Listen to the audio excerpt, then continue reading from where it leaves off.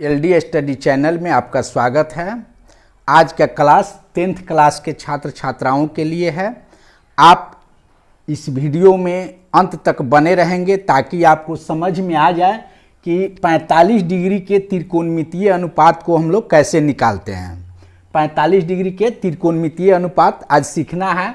तो हम देखेंगे कि त्रिभुज ए बी सी एक समकोण त्रिभुज है जिसमें बी कोण समकोण है, यानी 90 डिग्री है। तो इसके सामने की भुजा AC क्या होती है? कर्ण होती है। और C कोण 45 डिग्री यदि है, 45 डिग्री का अनुपात निकालना है तो A कोण भी कितना होगा? 45 डिग्री होगा। चूंकि हम जानते हैं कि किसी भी त्रिभुज के तीनों कोणों का योगफल 180 डिग्री होता है। तो कोण A भी 45 डिग्री हो गया, कोण C भी 45 डिग्री हो गया। तो हम क्या जानते हैं कि यदि कोण इक्वल हो तो उसकी सम्मुख भुजाएं भी बराबर होती है। यानी कोण A इक्वल C है, कोण A इक्वल C कितना हो जाएगा? 45 डिग्री। इसलिए क्या होगा? इस 45 डिग्री के सामने की भुजा AB है और यहाँ 45 डिग्री A के सामने की भुजा BC है। दोनों क्या होगा? इक्वल होगा। इसलिए AB इक्वल BC, अर्थात किसी त्रिभुज में समान कोण की सम्मुख भुजाएं समान होती है, इसलिए AB इक्वल BC। अब माना कि AB equal A, AB equal हम A मानते हैं तो BC कितना होगा? BC भी A होगा। चूंकि AB इक्वल BC है तो BC इक्वल A। अब देखिए, अब AB A और BC A, तब समकोण त्रिभुज ABC में पाइथागोरस के प्रमेय से हम क्या करेंगे कि कर्ण का वर्ग अन्य दो भुजाओं के वर्गों के योगफल के बराबर होता है। तो क्या होगा? पाइथागोरस के प्रमेय से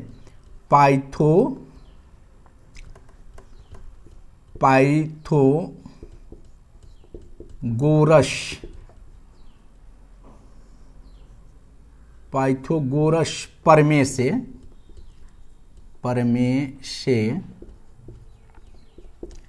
AC square equal AB square plus BC square.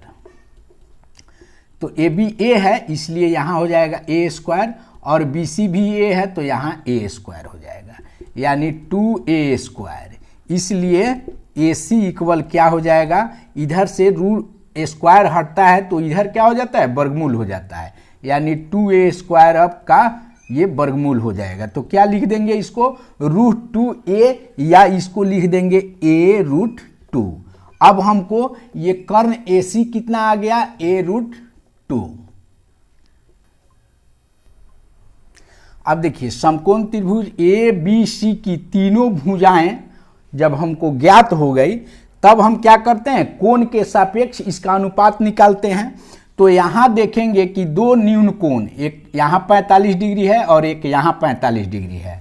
तो इसमें जो है, अगर इस 45 डिग्री के सामने की भुजा ये लंब AB होगा और इस 45 डिग्री के सामने की भुजा BC लंब होगी। लेकिन इसमें क्या है कि दोनों कोण समान है, तो यहाँ लंब और आधार दोनों क्या है? इक्वल है। इसमें लंब और आधार दोनों इक्वल है।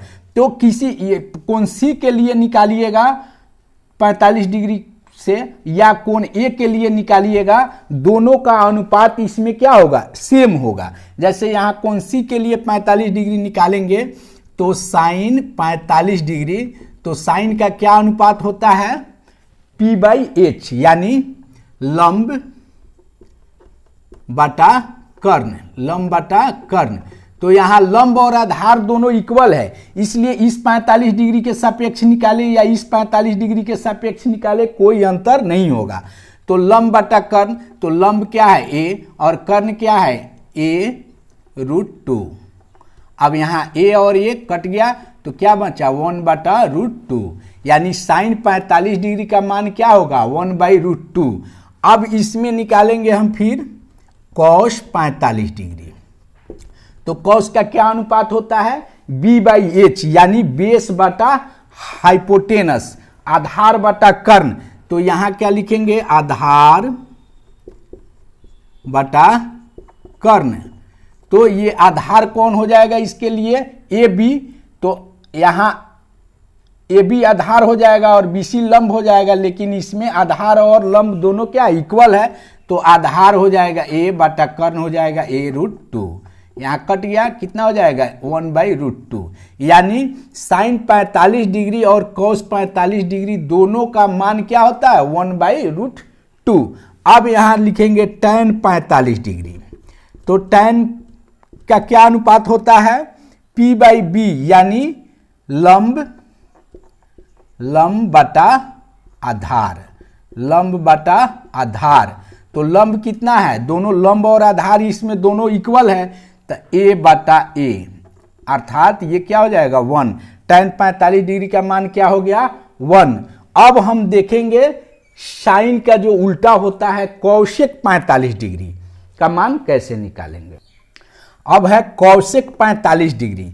कौशिक 45 डिग्री को हम कैसे लिख सकते हैं, 1 बटा साइन 45 डिग्री। तो 1 बटा साइन 45 डिग्री का मान हमने क्या निकाला था 1/√2, तो क्या हो जाएगा ये 1/1 गुना √2/1 इक्वल क्या हो जाएगा √2। कौशिक 45 डिग्री का मान क्या हो जाएगा √2।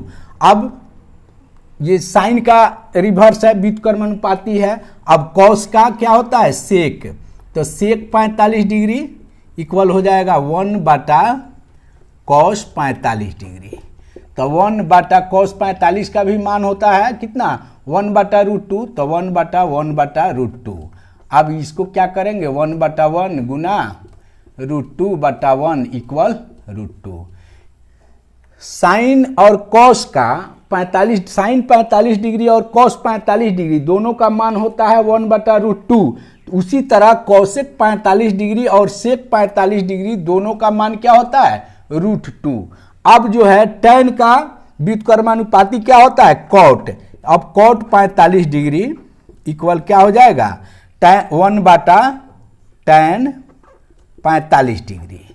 तो 1 बटा tan 45 डिग्री का मान 1 होता है, तो 1/1 इक्वल 1, यानी tan 45 डिग्री का मान भी 1 होता है और cot 45 डिग्री का मान भी 1 होता है। यह हो गया किसी समकोण त्रिभुज में 45 डिग्री के कोण का त्रिकोणमितीय अनुपात।